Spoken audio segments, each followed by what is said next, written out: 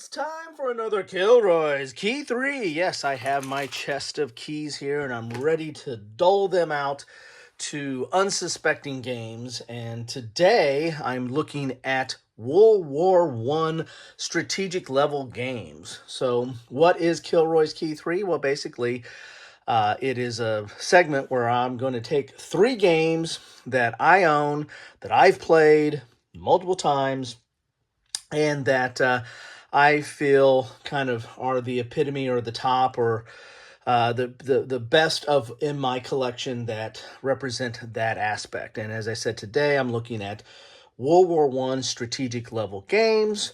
And what I'll do is I'll perform a point of view analysis, my POV. POV. What is my POV analysis? Well, that is P stands for presentation. So I'm going to be looking at these games for which one has the best overall presentation. Is that map? Is that counters? Is it components? Is it player aids? Anything that offers up kind of the presentation or the overall feel of the game.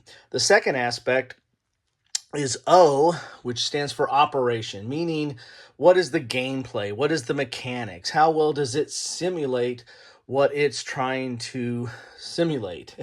Is it realistic? Is it logical? Is it fun? You know, all the things that go into operation of games and gameplay. And then the last part, the V, is value. So is it not only the price of it, but mainly probably the replayability or the simulation value. I mean, does this game truly convey that aspect that I'm reviewing it for, and is one of the better to do that in its field or in its genre?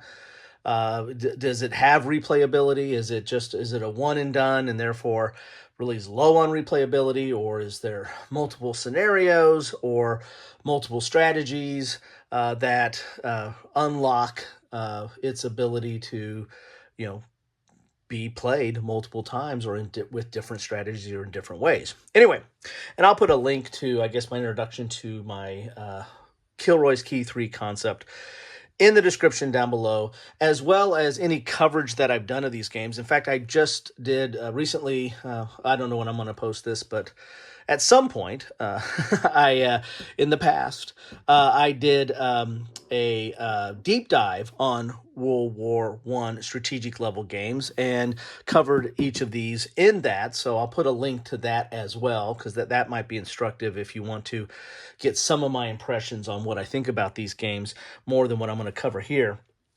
And so these are the top three that I pulled from my World War One strategic level list.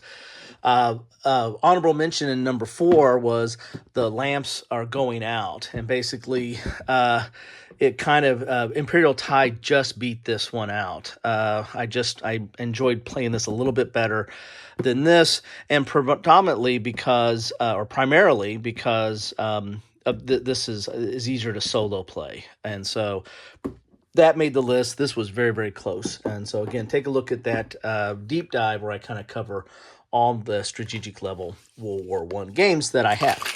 Anyway, let's get out my keys here and let's start going through the analysis here. So first off is presentation. So of these three, which is going to get the 3 keys on presentation?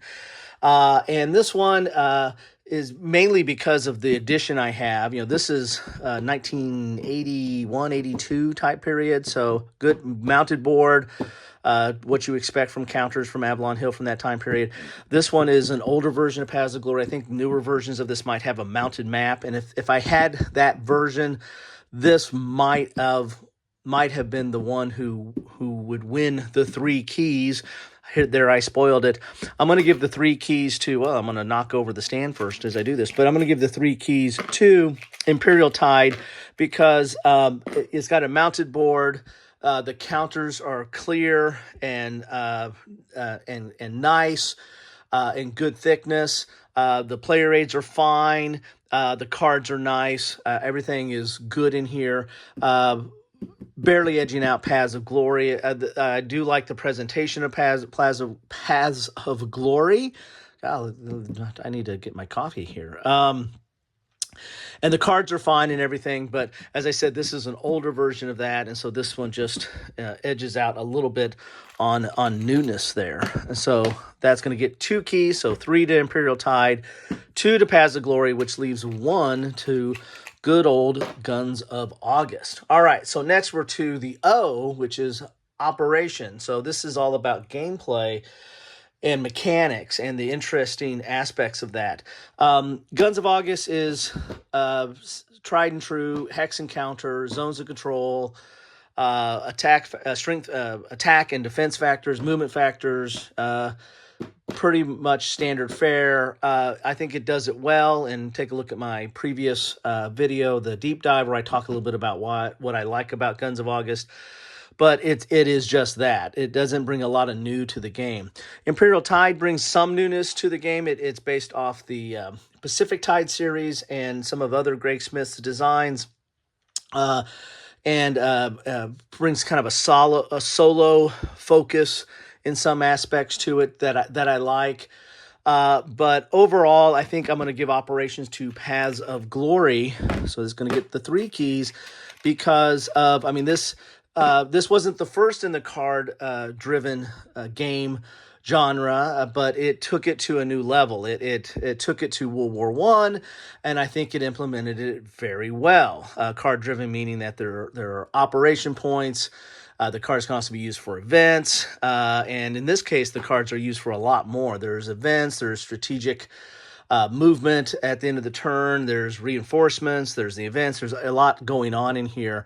And I like that aspect of play and how that's conveyed in Paths of Glory. So that means that the 2 keys are going to go to Imperial Tide, and then the 1 key, unfortunately, we've seen a trend here, is going to go to Guns of August. Now we're down to value or replayability, or how well does it simulate the event.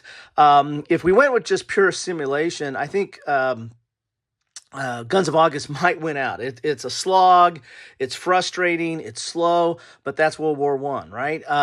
But as far as replayability, I've played this more than I've played these other 2, but that's just because I've had it much longer than I've had these other 2. But this one's a tough one to get to the table. It takes a while to set up. Whenever I play it, I leave it up. It stays up for probably 2 to 3 weeks at least for me to get through it, if not a month. And so not a ton of replayability or value in that aspect. As far as quickness of play, Imperial Tide is something I can play quicker and can get to the table and can play by myself. I like those aspects. But as far as overall value, I just like how Paths of Glory, every game is totally different. The Imperial Tide can be different, but there's not as many cards involved. There's not as many different decisions that are involved here. Whereas Paths of Glory, each game has a lot of different paths that it could go down here. Hence paths. It can the card play changes up a lot of what goes on or what you get. The decisions you make and how you use the cards changes a lot of different paths of what way this could go or directions this could go.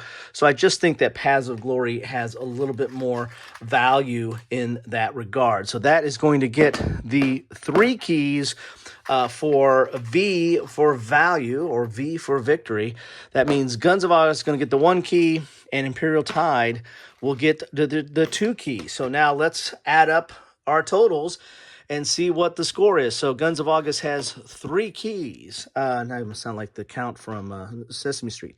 Imperial Tide has 1 key, 2 keys, 3 keys, 4 keys, 5 keys, 6 keys, 7 keys. And Paths of Glory is going to have 1, 2, 3, 4, 5, 6, 7, and 8. So Paths of Glory is my key of my key 3 games that you really should take a look at for World War I strategic level. Paths of Glory wins out. Now, these are the games that I have. These aren't all the games from World War I on the strategic level that I've played, but you know, I'm limiting my key 3 to games that I actually own, and I can throw keys on their box covers. Anyway, let me know your thoughts disagree, agree. Just keep it civil, keep it sane. Take care.